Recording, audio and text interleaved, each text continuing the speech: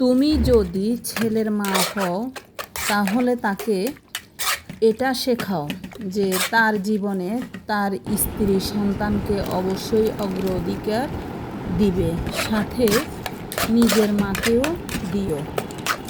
কিন্তু কারো কথা অনুযায়ী সম্পর্কে পক্ষ নিও না। এমনকি যতই সত্য হোক চেষ্টা করবে দুই দিকেই তোমার দায়িত্ব সম পালন করার, যার যার প্রাপ্য হক দেবার। ভাই বোনের এক্সট্রা প্রেশার নিতে গিয়ে বেশিরভাগ স্বামী বা স্ত্রীও সন্তানের সাথে অন্যায় করে ফেলে, মেয়েরাও করে। ভাই বোনকে ভালোবাসুন, কিন্তু বোকার মতো নিজের সংসারের ক্ষতি না করে। ছেলেকে এই শিক্ষা দিয়ে বড় করো, ভবিষ্যতে ছেলের বউয়ের জন্য সুন্দর হবে আর ছেলে থাকবে শান্তিতে। তো ভিউয়ার্স,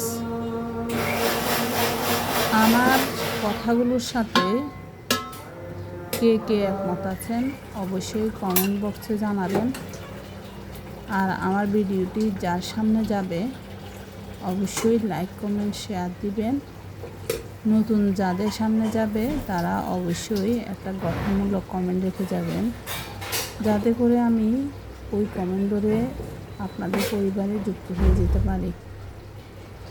যারা আমার ইউটিউব চ্যানেল থেকে দেখছেন তারা অবশ্যই আমার ভিডিওটি লাইক কমেন্ট শেয়ার দিয়ে, নতুন যারা তারা সাবস্ক্রাইব করে একটা গঠনমূলক কমেন্ট করে যাবেন।